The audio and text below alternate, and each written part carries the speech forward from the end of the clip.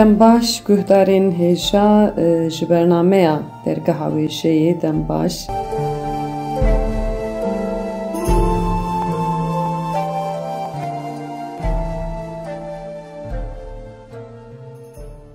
Ji bernameya dergeha wêjeyê dem baş guhdarên hêja. Ez Roza Metîna em bi bernameyeke nû li pêşberî we ne. Di vê bernameyê de jî ez ê ji we re balê bikişînim ser çîroka mala Kok Axa û di heman demê de jî ez ê balê bikişînim ser jina ku cara ewilî ew otobiyografiya xwe nivîsandiye. Navê wê jî Margaret Lucas Kevin dişe. Niha ez ê di destpêkê de ji we re behsa kokeke ku em bêjin li ser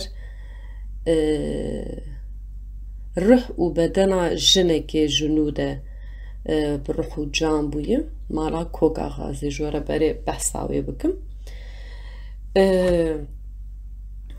Çîrokên ku bi rastî ji wê xizmetek mezin ji wêjeyê dike di heman demê de jî yanî di nava xwe de jî bîreke kûr jî vedişêre.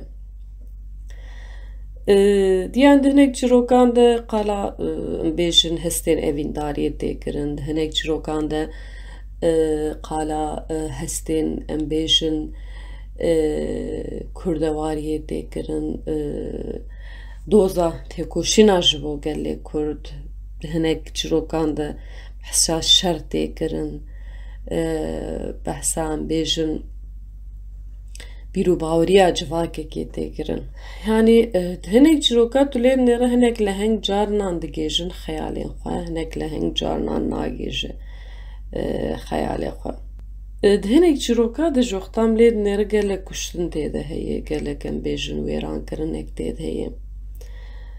Wexta tedî em li çîroka mala Kok Axa jî dinêrin di vir de jî yanî ew wêrankirinek heye. Yanî şopek hey tu lê nêre di hinek çîroka, di hinek çîrokan di poçberiyek heye. Di hinek çîrokan de ew xeyalê em bêjin rizgarkirina axa xwe ya ji dagirkeriyê re heye. Di heman demê de jî wextan di çîroka mala Kok Axa dinêrim, ew xeyalê bi destxistina warê dapîr û papîra gela xweşavê tê gotin ger bi cih bihata dibe ku çîroka mala Kok Axa bi hawekî din bi dawî biva.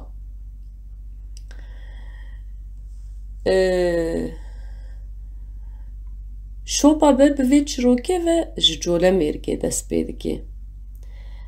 Mala Kok Axa ji bajarê Colemêrgeyê. Li Colemêrgê, Colemêrga ku em bêjin xwediyê çiyayê Cîloyê bi heybet û bi taybet jî gelek serpêhatiya jî nava xwe de vedihewîne.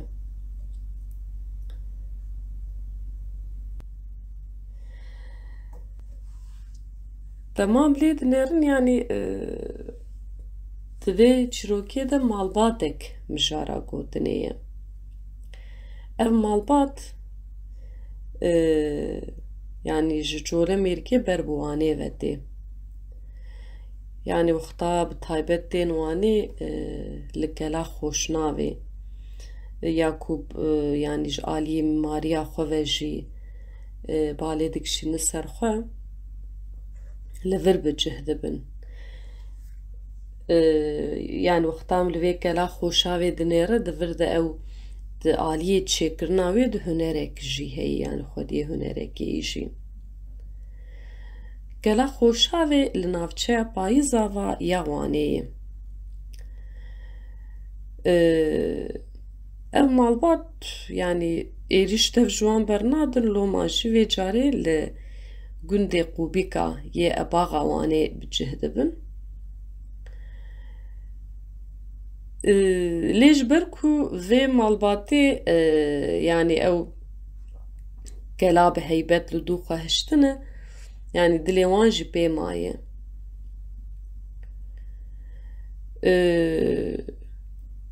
اي وقتا حال وهابه ددي فرصتك و دكهف دستي مرة جمرة ناخواز ددي جدستي مرة هره إذا دسالة حزارو حفصدو حفتي ده ميري گورجان عراقلیên duyemîn ji bo seferê bibin ser Osmaniyan alîkariyê ji êlê dixwazin. Ê divir di mala Kokaxa jî hîn ku em bêjin ew bala wan heşê wan li ser cihê warê dapîr û bapîrê wan e loma dibêjin em ê bi şerdekî alîkariyê bikin. Dibêjin heger ew bi ser bikevin divê ew ê dîsa gela xweşa ve radestî wan bêkiriyan radestî malbatê. Ey lê wexta em lê dinêrin yani em li paşila vê çîrokê dinêrin em dibînin ku ev şerdumer jî bi cih nayê. Yani ji xwe we nîye însan her tim yani her tim xeyalên însana hey lê mixabin gelek carî jî bi cî nayê. Yani divir de esrê xwe de û koçberî û em bêjin ew êş û jan divir de dest pê dike. Dîsa mezinê eşîra Heyderiyan Elîbek di dilê xwe dixe Zerîf Xatûn a keça Emer Axayê ji mala Kokaxa. Îde Elîbek li gundê Xanê Emer Axa jî li gundê Qubîkayê rûdinê. Zerîfe Xatûn bi eslê xwe jî êzîdî ye. Ji ber mirovan bi rêya olê ji xwe re hinek rêgez danîne ev ji gelek caran dibi sedem ku çîrok rêya wê bi zîvira aliyekî din yanî bi teşeyekî din bêrêsandin. Demam tê ser vê meselê em dibînin ku Elîbek dizane êzîdî keçê xwebiyên misilman re mar nakin û ji xwe Zerîfeyê jî di emrê keça Elîbek de ye.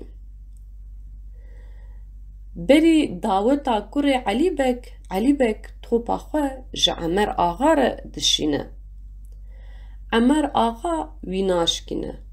Ji rêya dûr bi çend swaran tê dawetê.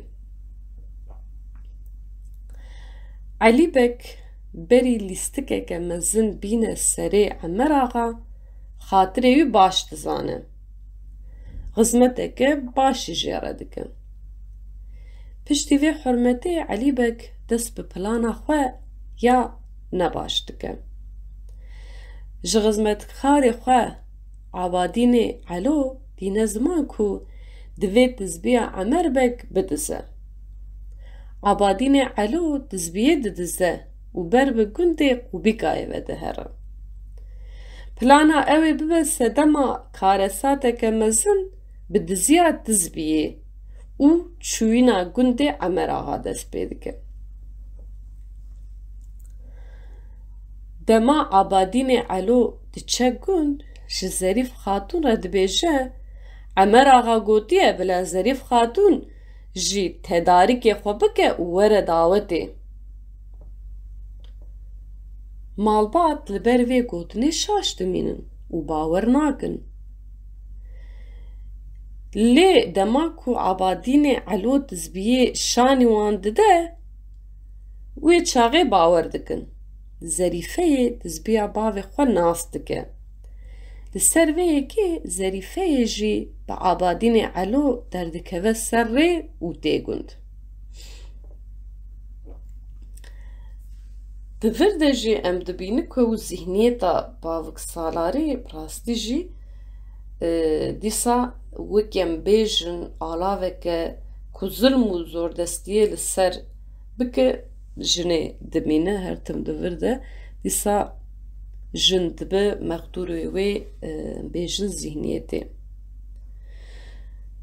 Li gor çîrokê govend li gund خوش و گش دگره بربوجی لور جوش و کلجانه کوان هیه ظریفه یجی دعوت رادبه و دکف گوونده دما عمر آغا دعوت ده چاو لکه چا خود کفه و دمه وکی کو آوک کلاندی لسر جانی وی برجه ایشک دکف دلیوی و ev lîstik pir bi zorayî diherin.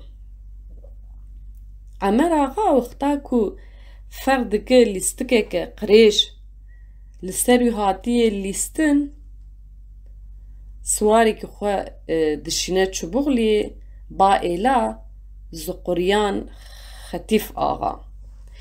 Birayê wî yê Exiretê Pîr Qelender Çoloyê Nasir û çend girêgir û egît tên gaziya Emer axa. Kesên di dawetê de milên xwe kil dikin nizane ew ê bîskektinê qîyametek bi çi rengî rabe.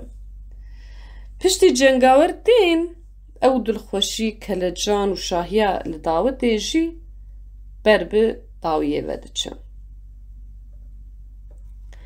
Wê demê îja dengê guleya dengê şûran li asîmanan vê carê olan dide. Dengê de fûzirnê ji xwe tê qutkirin, tê jbîrkirin, şerekî mezin çê dibe. Yani ji her du aliya jî gelek kes dimirin. Elî Axayê ku bû sedema vê bobelata mezin hîn jî jiya xwe daneketiye û bi komkujiya ku hatiye kirin nayê ser. Çav li serî sor bûye. Vê carê piştgiriya Osmaniyan bi ser gundan de digirin. Bi piştgiriya Osmaniyan. Yani bifikirin vir du malbatên Kurd diçin ji bo ku em bêjin êrişî hev bike alîkariyê ji Osmaniyan. Dixwazin ku em dizanin ku Osmaniyan li ser axa Kurdistanê em bêjin çi rengî tevgeriyan e. Bu wê çav soriyê komkujiyên hîn mezin çê dibe heta ku ji mala Kok axa tenê bûkek du canî sadimîne. Lawekî bûka du canî çê dibe û li ser wê yekê li gor çîrokê tê gotin malbatek ku em bêjin yani hat qirkirin jinû de tovê xwe davî ji ser axê. Bavikekî wan diçe xoşavê xwe vedişêre û navê mala Kok axa nayêne ser zimanê xwe. Yani tê gotin ji ber vî hawî hîn jî ji wan re Ebaxiyan tê gotin û li ser mamreşan tên hesibandin. Emer Axayê ku bobelateke mezin li dû xwe dihêle jî qismekî êla xwe dide dû xwe û dibe Ermenistanê. Demekî di gundê navçeya Paranê de li wir dimênin li derveyî gundê mîrekê bi cih dibin.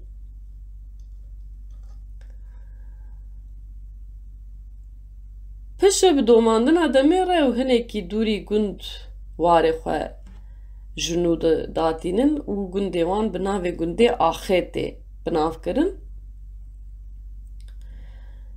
û bi vê rengî êwan jî li dû wan gelek em bêjin bîranîn, xeyal, hêvî, êş dimînin. Belê guhdarên hêja çîroka Kok axa jî bi vê rengî bû yani divê çîrokê bi rastî jî ew yani rastiyek bi êş hebû, rastiyek bi êş û bi xem hebû. Yani li vir em bêjin çawa berê tu lê dinêrin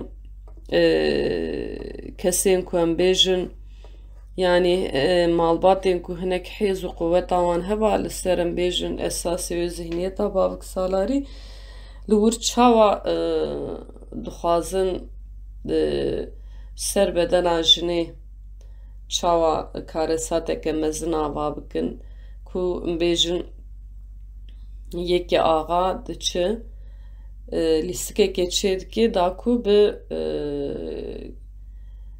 jineke ku qîzayî tê hesibandin pêre bi zewcê pişre ji bo ku hevde qir bikin du malbatê Kurd ji Osmaniyan alîkariyê dixwazin yanî di eslê xwe de em wexta li paşxaneya bêjin dîroka gelê Kurd dinêre bi rastî jî çîrokên bi vê rengî gelekin û loma jî em lê dinêrin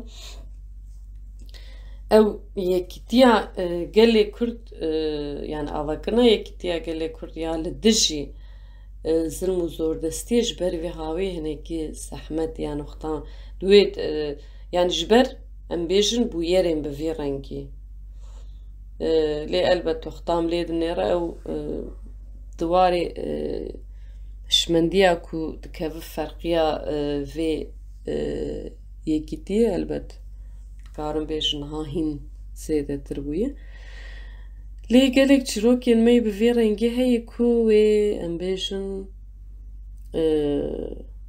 xemgînî û êşa di dîrokê de ji derdixe pêş niha jê zêjwera behsa jina yê ewil Ako otobiyografiya xwe nivîsandî navê jî Margaret Lucas Cavendish e. Gelek jin wexta em lê dinêre bi rastî jî yani cara ewil mohra xwe li binê gelek tiştî xistine. Ji xwe yek ji vanan jî Margaret Lucas Cavendish e. û ev yekem yani jina ewilî ku xwe jînenîgariya xwe yani otobiyografiya xwe nivîsandî heman demê de ev jineke nivîskar jî yani dîrokê xwe bi nivîsê xwe cihekî taybet jî girtiye wê li dijî em bêjin wê zextal zaroka tê zextal jina tê nivîsandî yani li dijî vêya nivîsên rexneyê nivîsa mesela em dijî em bêjin hedefkirtina xwezayê jî wê nivîsên rexneyê jî nivîsandiye bi vê rengî wê jî navê xwe daye bihîstandin di heman demê de jî hem di aliyê perwerdeyê de hem jî di aliyê nivîsandinê de ev jina hêja yani xwedî em bêjin xwestekek mezin bû tê gotin di dîrokê de ev jin di heman demê de ji fîlozof û helbestkarê jî vê jina jêhatî di heman demê de ji nivîsên de ceribandinê jî nivîsandiye yani wê bi asoyek berfireh li jiyanê temaşe kiriye ji xwe newenî bi gelek kes nikarin tiştên em bêjin giranbiha jî derxin holê di heman demê de jî Margaret jina ewil e ku beşdarî civîna ji akademîsyenê herî kevneyê cîhanê Royal of London bûye di vî warî de jî em dikarin bêjin di nava rûpelên dîrokê de navê xwe nivîsandiye Margaret li qiraltiyên Yekbûyî di sala 1623 de tê dinê û malbata wê navdar bûye her wiha ev malbata endamê dêra Anglikan e Rojhilat bûye ew heş xuşk û biraj bûne Margaret ya herî biçûk bûye wê ew fersend dîtî ku bi xuşk û birayê xwe gelek demê jî derbas bike û xwe perwerde kirî yani bi wê hêz û quweta xwe bi wê bîr û baweriya xwe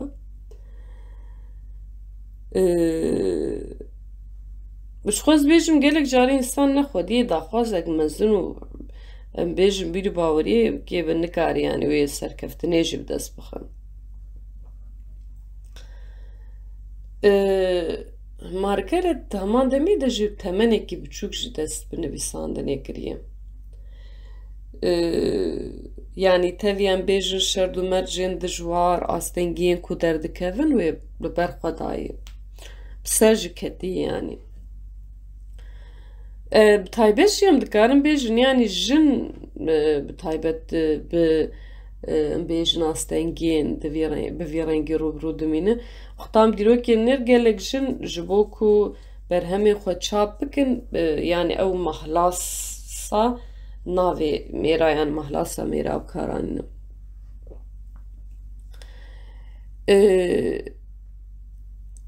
Xwetam li cîhanê de nêrin gelek jin em bêjin bi astengiyên mezin rûbirû mane. Lê teman demê de jî li ber xwe dan em bêjin yek ji van jinan dîsa matematîkvana Almanî emiyên notere yani ji ber jin bû ew jî bi gelek astengiya bi rûbirû maye. Lê ew li vir dikevin nav matematîkvanên herî başên cîhanê. Yani Margaret jî yeka jinek yeka yani jineke wek vêya bû wê jî yani hemberî astengiya li ber xwe da di ciwantiya xwe de dikeve qesrê û keyvan û Henrîta Maria rêhevaltiya sürguna Parîsê jî dike. Margaret wextekî li qesra Qiralê çardemîn ê bi navê Louis de jî di 1645 de bi Dukiyê yekem ê Newsaltlayê yê bi navê William Cavendish dizewce. Duk an jî duşes nasnavin ji kesên li welatên Ewropayê yên bi monarşiyê de hatin birêvebirin piştî Qiral Prens Duk an jî duşes dihatin gotin. Yani wek kavê ev nasnavekî esîlzadeyî ne. Margaret bi aliyên xwe yên serkeftî jî em dikarin bêjin her tim li pêş bû loma derbarê wê de fesadî jî dihat kirin. Yani em dibînin nava civaka xwe de jî kesên jêhatî û berbiçav her tim yani li duan gotegot jî tê kirin em bêjin yani ew hesûdiyek jî li hemberî wan tê kirin. Di serdema Margaretê de gelek nivîskar û helkbestkarên jin bi nasnavên mêran berhemên xwe çap dikirin lê wê bi navê xwe berhema xwe çap kir. Yani ev jî serkeftinek wekî bîskaberê min got yani gelek nivîskarên jinên serdemên berê yani ji bo ku berhemên wan qîmetekê bivîne yani berhemên baş jî bû bi navê mehlasê mêra derxistî lê Margaret bi navê xwe derxistiye. Wê di nivîsê xwe felsefeyê de li ser mijarên metafîzik û xwezaya felsefeyê jî nivîsandiye her wiha mijarên hêzê, zayende, exlaqê, rêbaza zanyariyê, civakê yani ev jî girtî dest.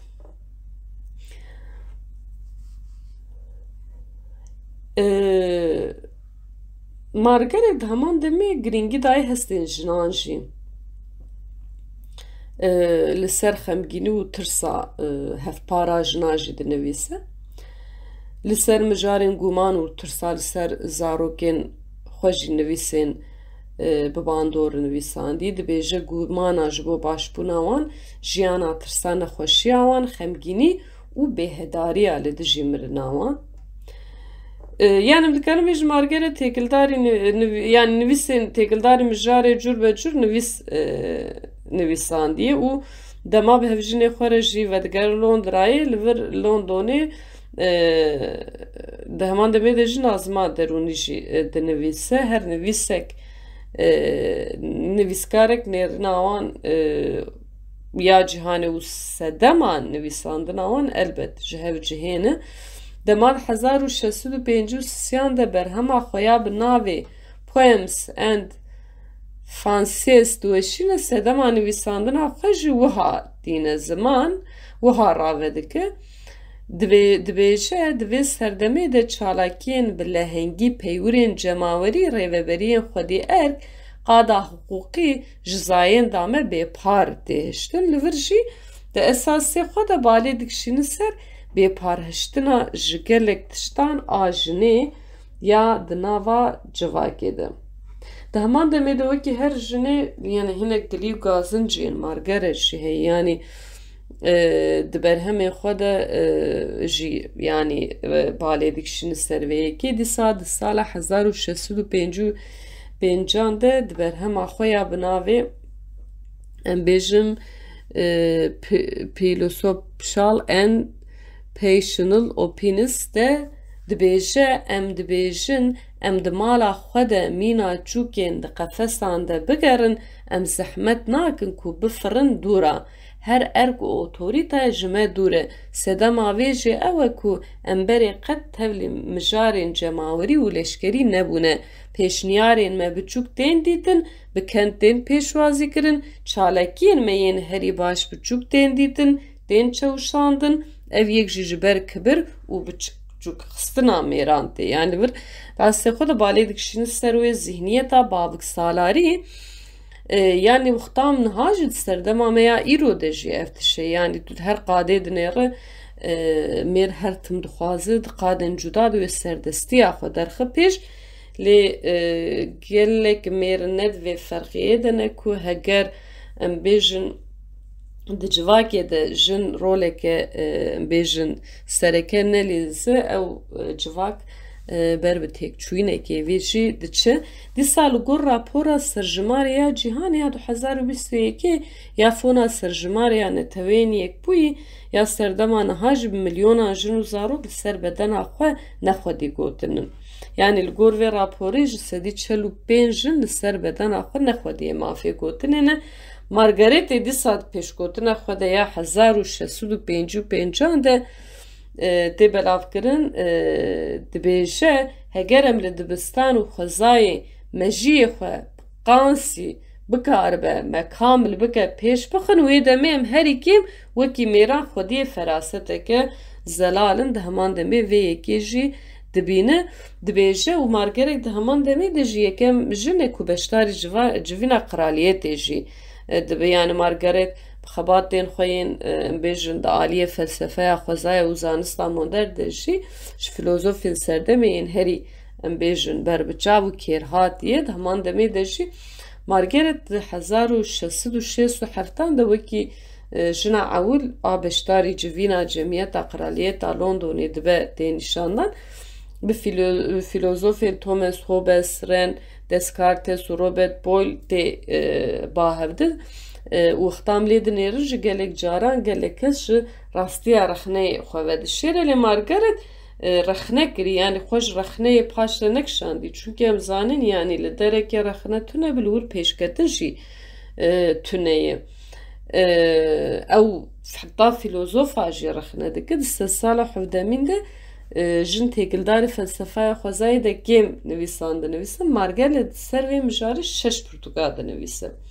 Yani ew bi vêya jî yani dibe rol û misyon û mînakek baş jî di heman demê. Her wiha di serdema berê de jî di serdema niha jî em lê dinêrin mesela bi rastî jî jinên jîr û jêhatî tê xwestin ji qadan bê dûrxistin bêjin ji komelayayê ji em bêjin ew wekî dinê ma çi pê bîra me di wê serdemê de jî jin ji komeleyên mirovên zanistê endamên wan e tê dûrxistin û margeret li vir vî tiştî rexne dik yani fikrê xwe ramanê xwe û rexneyê xwe jî di heman demê bê tirstîne ziman loma jî dikare bêjim mohra xwe li binê hinek mînakên ewil ên berhemên cîhanê jî xistiye. Dîsa romana wê ya Utopik a The Balancing World di dîroka wêjeyê ya kurgû zanistê de jî em dikarin bêjin xwediyê mînakeke taybet e. Di berhema xwe ya The Balancing World behsa rêwîtiya jinekê dike ya li cîhanê. Di heman demê de jî behsa tecrübeyên wê jinê yên civaka ütopik lê rasthatiye dike ev jî yanî mînaka ütopya ya ewil ên binêrîna femînîst hatiye nivîsandin. Dîsa wê binêrîna xwe ya femînîst di heman demê de wekheviya zayendan jî parastiye. Em di berhemên wê yên edebî jî yani ê wêjeyî jî li têgeha cîhanên hevras jî lê rastê. Ew dîsa di berhema xwe ya The Balancing World de di heman demê de مجارên hêzê mijarên zayên dê digire dest û li ser têkiliya di navbera mantık, xeyal, felsefe û qurgiyê de jî disekine. Di heman demê de jî behsa daxwaz û xeyalên xwe jî di vir de dike. Dîsa wekî di destpêkê de ji me got jina ku yekem car otobiyografiya xwe şandiye Margaret'e danîna têkiliya ji bo rexineyan û wekî din em bêjin giring bi rastî ji Margaret ji li ser em bêjin vî hawî bi xwendekarê xwe re têkiliyê daniye têkilî daniye û jina ewile ku otobiyografiya xwe nivîsandiye yanî kurahiya em bêjin nivîsandina wê bi rastî jî derketiye pêş Margaret jiyana xwe de li dijî gotinên li dijî wê hatiye kirin jî têkoşînin û berxwedanek mezin daye û ev di nivîsên xwe otobiyografiyê de jî aniye ziman di heman demê de jî ji bo li dijî gotinan li ber xwe bide otobiyografiya xwe jî dinivîse ew di otobiyografiya xwe de jî behsa em bêjin statuya xwe ya civakê eslê xwe perwerde serwet zewaca xwe dike her wiha tiştên di nava malbata wê de jî ew tînin ziman yanî zayên siyasetê ji rave dike. Margaret heman demê de jî mohra xwe li binê 21 berhema xistî ji xwe me gotûbe û ji xeyala jî hez dike û nivîsandin jî tercih kiriye.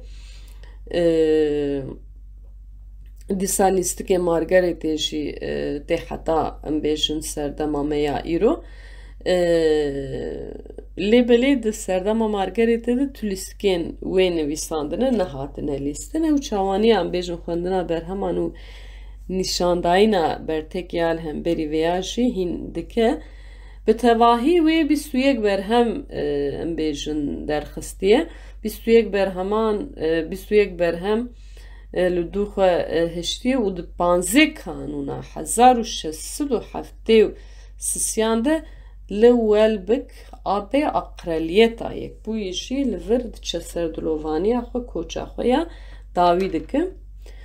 Belê guhdarên hêja di vê bernameyê de jî meqala Margaret Lucas Cavendish kir ku jina ewil yekem car otobiyografiya xwe nivîsandî dîsa me behsa çîrokekê lêriya Kok aha kirin. Bi vî rengî jî em hatin dawiya bernameya xwe heta demek dinê bimînin di xêr û xweşiyê de bêhuner nemînin.